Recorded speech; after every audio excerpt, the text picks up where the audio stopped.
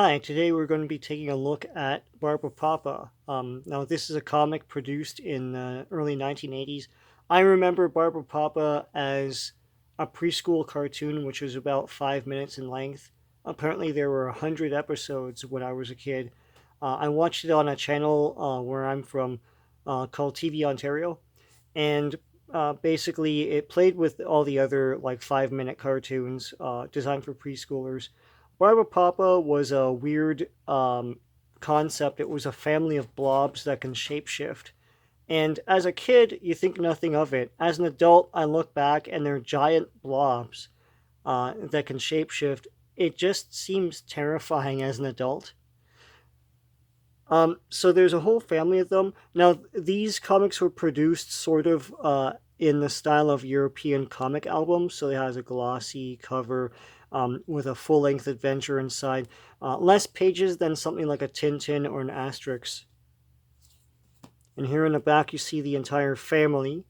So I'm going to try and name all of these guys. I really had to rack my brains for some of these guys. So, of course, Barbapapa, Barbara Mama. Barbara Bravo was the most popular one among boys.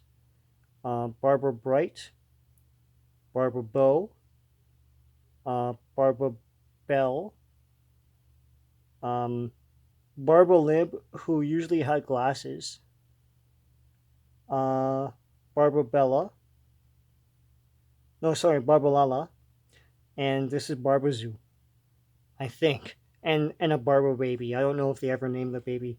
They had a dog named Lolita. I remember that.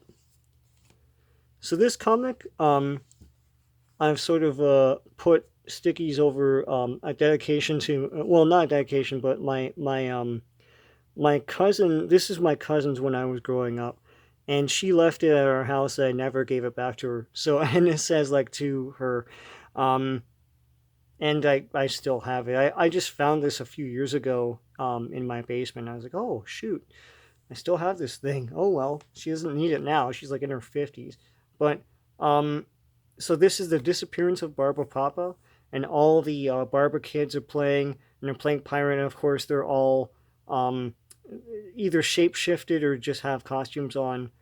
Um, yeah, Barba like this Barbapapa here has like is hairy. I don't know why. So the Barbapapas were basically created by a couple, an American man and a French woman. Let's see if I get their names here. Is Annette Tyson and Taylor Tellis. And they came up with this idea in the late 60s, I guess, and in 1970, they designed a picture book based on Barbapapa, and that launched a whole series of picture books. And in 1974-ish, around there, they started development on the cartoon, and the cartoon hit big. As I say, I watched it, and I'm not from France, so it was a big thing in France. And in the 1990s, in the late 90s, there was a sequel series of sorts, a Japanese animated series called, I think it was called Barbapapa Around the World.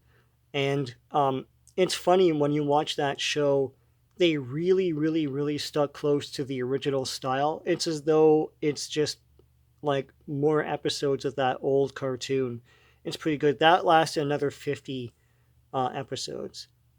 And then there's a new one that came out just a couple of years ago. So Barbapapa was still around in full swing. The picture books lasted a while, and they produced these comics um, just off the popularity of the cartoons.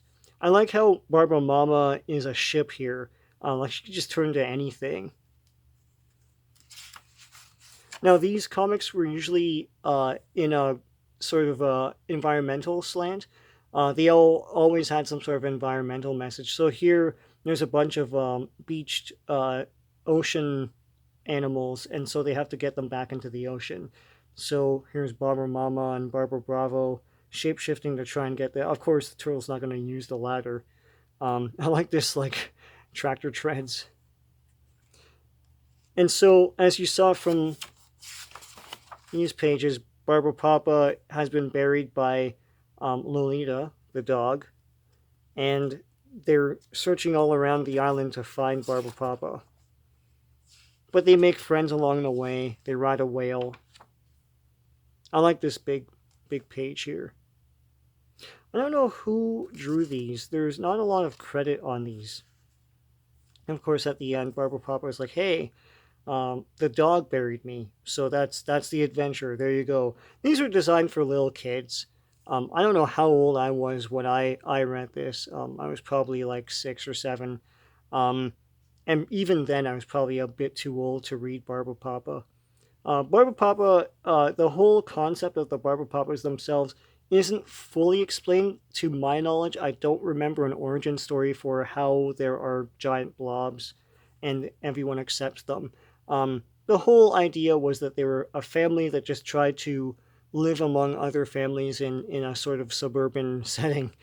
And I know the original idea behind it in real life um, was Taylor was at some sort of like amusement park or something with Annette and saw heard a kid try to ask for um, cotton candy, and in French its literal translation cotton candy is daddy's beard, or something like that, and it sounded like Baba Baba or Barba Papa or something. So that's where they got the name from.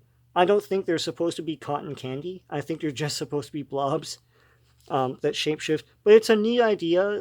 They're colorful and round and fun, and I think that's what really appeals to kids. So, um, so yeah, Barba Papa. I don't think a lot of people in North America know about Barba Papa, but I remember Barba Papa from my childhood, and having a comic of it is pretty neat. Thanks for watching.